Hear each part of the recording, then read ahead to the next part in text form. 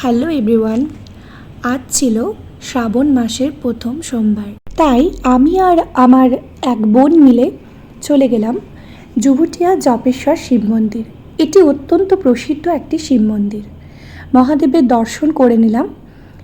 হিন্দু ধর্মের পুরাণ অনুযায়ী এই মাস কিন্তু অত্যন্ত গুরুত্বপূর্ণ।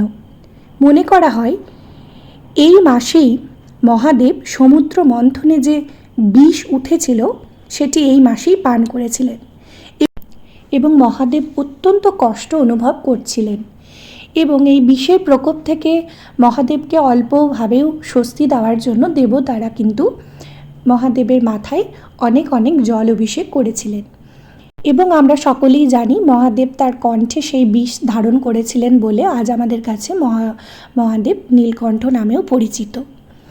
এবং এই মাসেই বিশেষ করে ভক্তরা নানা রকমের উপবাস করে মহাদেবের মাথায় জল অভিষেক করে। ধন্যবাদ।